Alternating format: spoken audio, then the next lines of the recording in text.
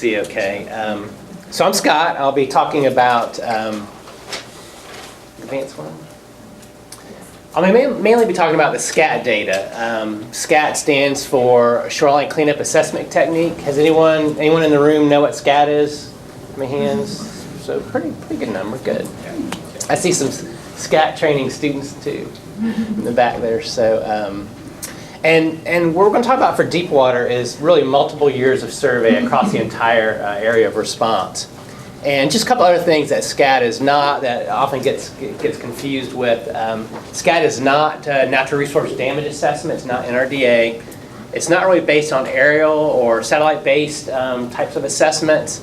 And it's not really based too much on forensic oil or chemistry or sediment chemistry. Sometimes those things are coupled with SCAT, but that's not really SCAT itself. So next slide. So what is SCAT?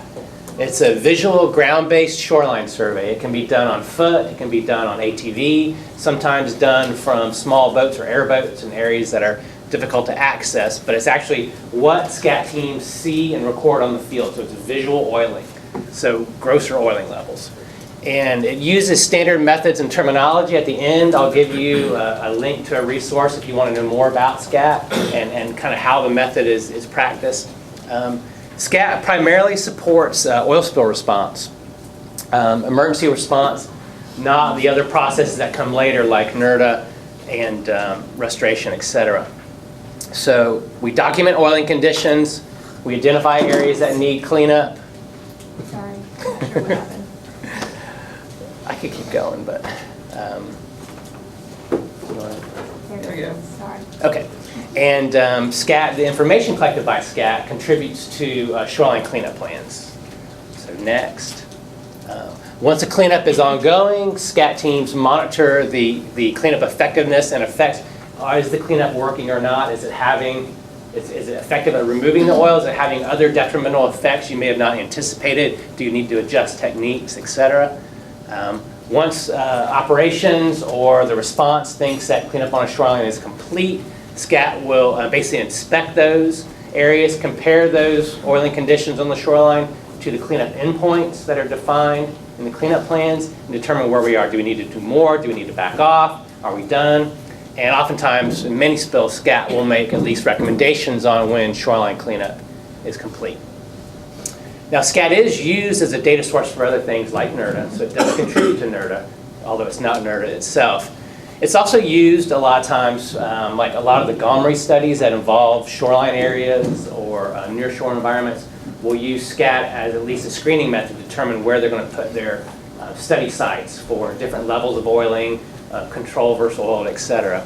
And then SCAT is often used for restoration planning as well. You can look at what areas had greater oiling, greater effects, what areas need restoration, what type of restoration is needed. And if you're familiar with things like the Restore Act, there's even some specifications in there about how some of that money gets distributed based on the levels of shoreline oiling in different states and different counties and parishes, etc. So who conducts the SCAT surveys? This is often not really all that well known either, but it's usually a combination of at least 3 people on a team. There'll be a federal agency representative, a state agency rep, and then a responsible party rep, BP or one of their consultants or contractors. In this case, oftentimes local agencies will go on SCAT teams as well, landowners, federal landowners especially, Park Service, U.S. Fish and Wildlife Service, etc., and sometimes other specialists like operational specialists, oil or sediment chemists, archaeologists in some cases if you're near those types of resources. And these agencies listed here were some of the primary ones who were involved in SCAT surveys for Deepwater. Next. So a few definitions. You'll hear me say this one a lot, maximum oiling. So what maximum oiling or max oiling is, it's taking all the survey data together and always for each oiling segment or segment of shoreline determining what were the worst conditions in terms of level of oiling, degree of oiling ever recorded on that segment. And then you add all those up. So that's max oiling. You'll hear that. And then I'll also talk about oiling over different levels, over different years. And what that will be is really current oiling. That would be the oiling conditions as of the last or the latest survey done for any shoreline segment. And we'll give you some stats in a time series to look at that. So, and I guess one other note, today I'll be talking about data really spanning 3 years from the beginning of the spill through 2013. These stats are current to the latest peer-reviewed publications that have come out. There's been updates and QA/QC done on the database. The current numbers are a little bit different, but they're not that different. These are still representative of the distribution of oiling overall. And there's some additional reports and things coming out, as well as some people working on different data sources, combining those with SCAT as well. So the picture, I don't know if you can't see it very well, but this is a trench or a test pit. SCAT teams also look at subsurface oiling. A lot of the stats I'll be showing you today, either numerically or in graphics, are based on surface oiling. But subsurface oiling was also a big part of deepwater, especially oil burial on the sand beaches. So it's a test pit or a trench. It's hard to see, but at the top of the shovel, there's a layer of buried oil here. Buried oil was a big problem during deepwater. The spill covered a long time period, covered a big area. SCAT teams couldn't always get there quickly enough to document the oil on the surface. It would get buried by sand. Another big factor was during deepwater, the beaches were in an erosional state when a lot of that oil came ashore. So the beaches were eroded, oil came ashore, and then started accreting sand afterwards and got buried very quickly in most cases. From SCAT surveys, we saw burial on sand beaches as much as a meter or even a little bit more in some cases. And some of you are, as land managers, are probably familiar with that. So burial is a big part of this, so keep that in mind. There are ways that SCAT takes the subsurface data, which is really point-based, and we can do some spatial modeling to determine the distribution of subsurface oil, but that's not what I'm talking about today. I'm just talking about the surface expression. So this would either have been recorded initially before it got buried, or oftentimes recorded after an erosional event like a big storm when the oil got re-exposed. And I think some of the other speakers may be talking some about that today as well. Next. So some other definitions, oiling degree. So extent is the linear extent along the shoreline. The degree are things like you'll hear these summary categories like heavy, moderate, light, very light, trace, less than 1% oiling, no oil observed, or NOO. That's based on oiling width cross-shore. So cross-shore width of oiling, the width of the oiling band on the shoreline, the percent cover of the oil within that oiling band, and then the thickness of the oil. And kind of take a look at this picture, if you can, hopefully you can see it. You see pretty wide oiling band there, probably more than several meters, pretty high percent cover, probably at least greater than 50, maybe even 70% cover. And this is emulsified oil or mousse freshly on the lower intertidal of the beach, and it looks pretty thick. You can probably get a sense of that from the photo. So I'll show you very quickly in a hard to read matrix about how this works. So on the top left, and the very top, we come in with the oiling width across the shoreline. Use that picture as an example, use your memory there. So is it wider than about 2 meters? Yes. Is the oiling, in that broken or continuous category, at least more than 50%, right? So it would be heavy. You take that heavy category overall back into this, down into the second chart, coming right here at heavy. What was the thickness of that oil? Was it at least a tenth of a centimeter thick? I'd say probably yes. So you come into this box here, so heavy oiling. So what that was a good example of would be heavy oiling, initial oiling on a sand beach. I think we'll leave it there because it's probably hard to read, but it gives you an example of how we get to these summary categories. So next. So I'll give you some stats now by the numbers, and what I'll do is I'll go through some of these and kick out numbers. Some people absorb things better that way, and then I'll follow it with a bunch of graphics, maps, charts, etc. for folks who are more inclined to kind of absorb things that way. So maximum shoreline oiling across the Gulf. Remember what maximum was. It's the worst case oiling observed along every segment of beach or shoreline that was surveyed. So 1,773 kilometers, over 1,100 miles, just based on SCAT surveys Gulf-wide. SCAT did not operate in Texas during the spill. The state of Texas did document some trace oiling in their area, about 58 kilometers. If you add that to the mix, it's not really SCAT data, but it's SCAT-like. It would get you up to over 1,800 kilometers.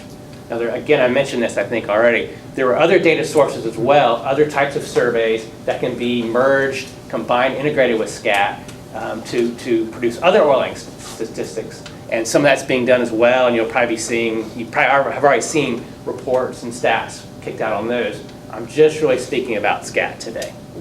So, break it down by shoreline type or shoreline habitat. There were 900 kilometers of sand beaches Gulf-wide oiled. That was about 51% of the maximum oiling overall. Almost 800 kilometers in coastal wetlands, mainly salt marsh, also some mangrove areas, and lower salinity marshes. And then a little bit more than 70 kilometers on some other shoreline types like riprap, seawalls, bulkheads, etc. Again, picture of some buried oil on a beach. I think that's probably from Pensacola Beach, if I remember. So next slide. Some other stats for you. Now I'm breaking it down, maximum oiling by state across all the shoreline habitat types.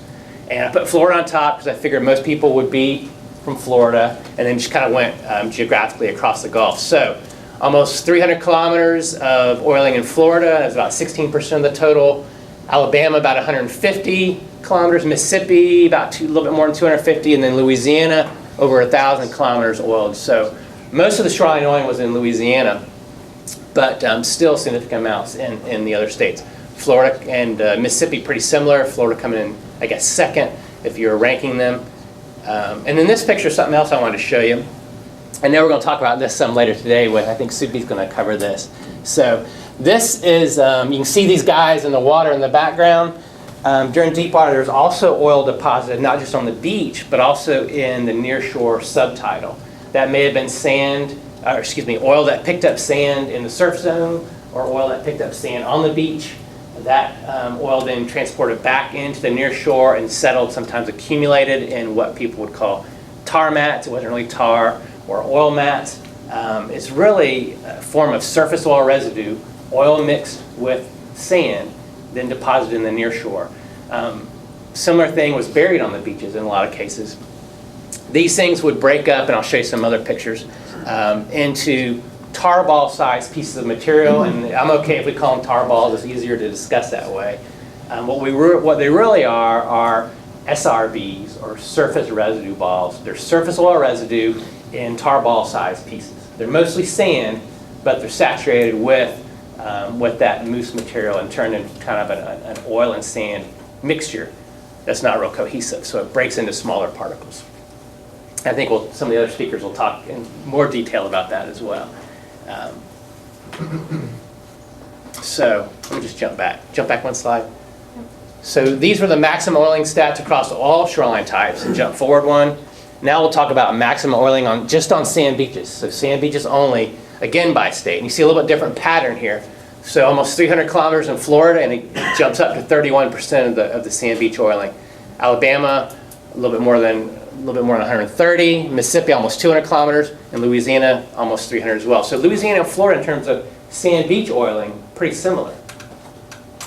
So what's that tell you? A lot of the oil in Louisiana was in coastal wetlands, and we'll show you a graphic on that later. This is a photo of some cleanup going on with mechanical equipment in the lower intertidal, and probably also in the shallow subtidal, where they're trying to get up some of those more extensive oil mats that were in the lower intertidal and shallow subtidal. And we may hear some more about that today as well. But pretty intensive work to get those up. And what was the problem there is if you left those in place during storms, they'd get buried, unburied, buried, unburied. During storms, they get unburied. Wave action would work on those, break loose chunks of them or pieces of them. Those would get thrown up on the beach. You'd see that after big storm events, and probably a lot of you may have experienced some of that. So next slide. So here I'm going to give you a time series. So this is across all 3 years. Again, maximum oiling, 1,700 kilometers. 1 year later, in 2011, you saw that amount decrease by a good bit. Decreased a little bit more in 2012, and changed a little bit in 2013. So you see a big change initially, and then a slower change, and I'll come back to that.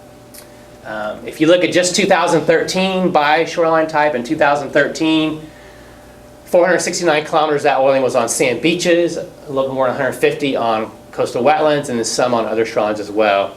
This is an example of what those SRBs, and again, I'm okay with if we call them tar balls, but surface residue balls, basically sand and oil mixtures in tar ball sizes that would wash up on the beaches, either getting exposed when sand was eroded off the beaches if it was buried, or thrown up from nearshore areas. And this was often in trace amounts of oiling over long time frames.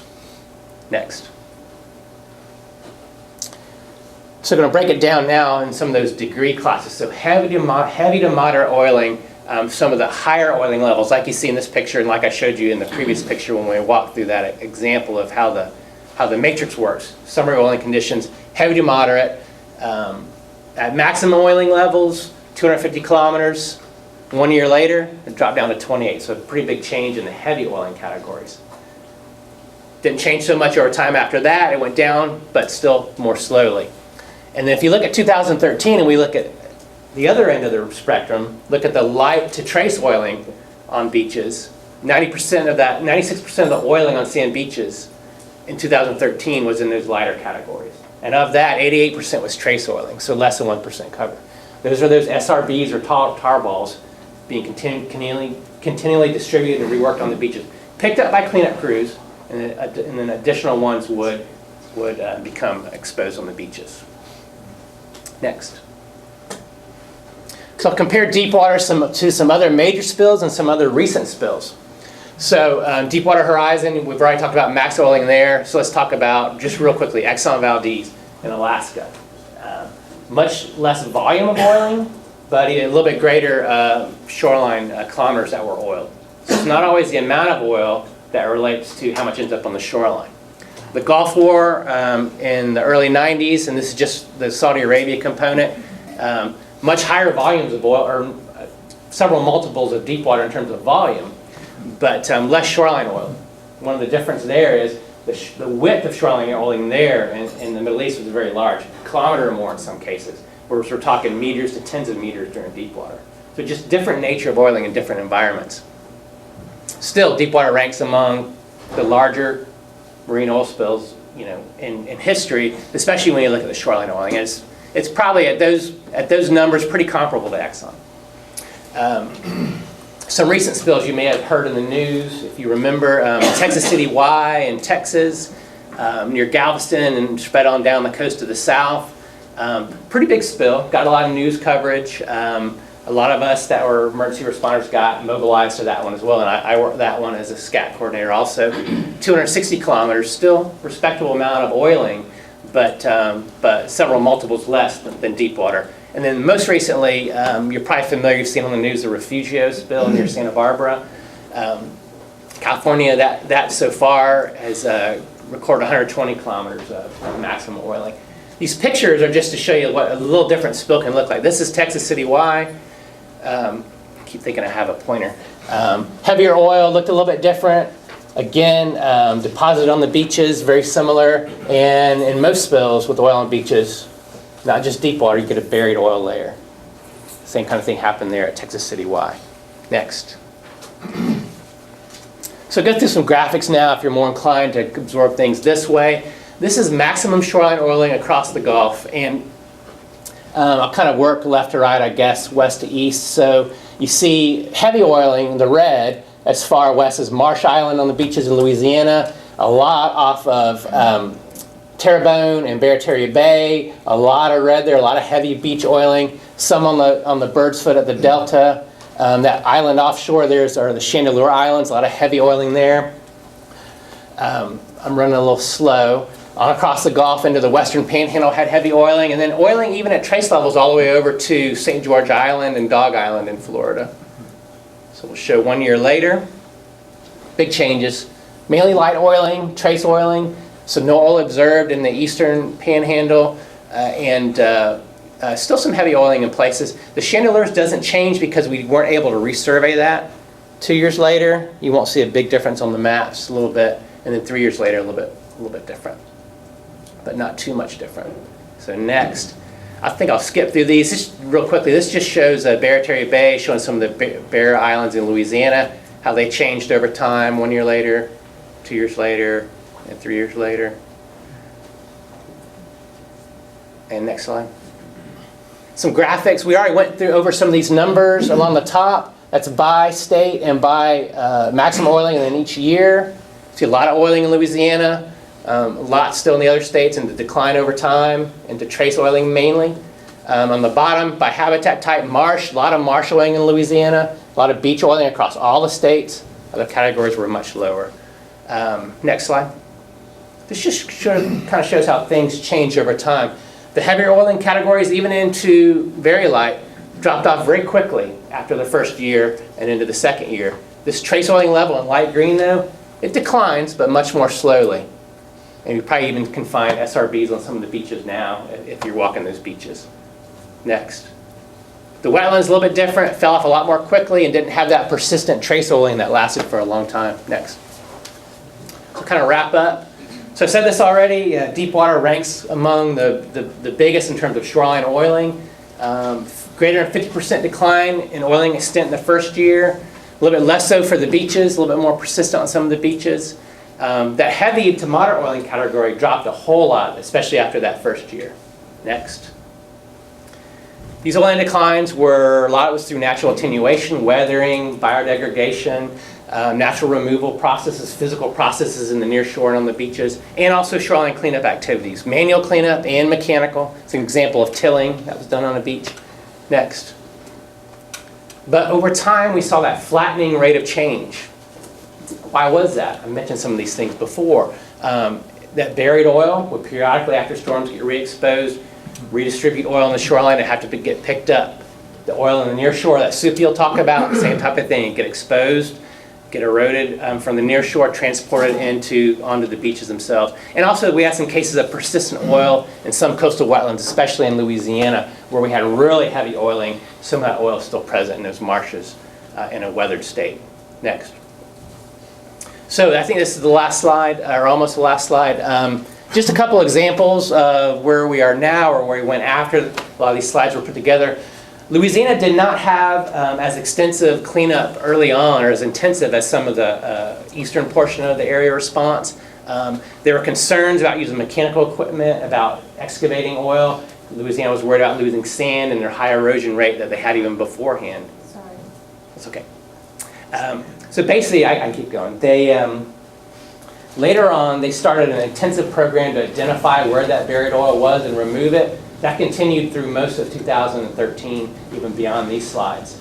Florida is an example. I think the response ended there in 2013 officially, but the state of Florida kept on doing post-response monitoring through the end of 2014. They continued to find trace oiling on most of the beaches, especially in the eastern panhandle, Scambia, Santa Rosa, Okaloosa County. Find, again, those tar balls or those SRBs coming up periodically on the beach at low levels. Crews would go out and pick those up. And they even found some of those near-shore subtidal mats that had been missed during the main response. And those were actually cleaned up. One of them, I think one of the most recent ones was a couple thousand pounds, I think, is that right? Were actually removed from that mat. Those mats were generating oil on the beaches periodically. So they went out and surveyed for them, found those, and then did the removal actions. Next slide. I think we'll hear some more about what's going on in Alabama even now from some of the other speakers, so that'll be good. For more information, and we can circulate this later, it's probably hard to get down because some of the links are long, but a lot of this information is summarized in a +1 paper. This is Journal +1. IOSC is the International Oil Spill Conference. There's a more recent update there. If you're interested in looking at the SCAT data themselves, you can go to NOAA's IRMA website. And if you're more interested in SCAT and those methods that contribute to all this, you can see the SCAT Shoreline Assessment Manual online as well. And the last slide is just acknowledgements. Sorry if I went a little long, but basically just recognizing the agencies and some of the consultants who were involved in putting all this together.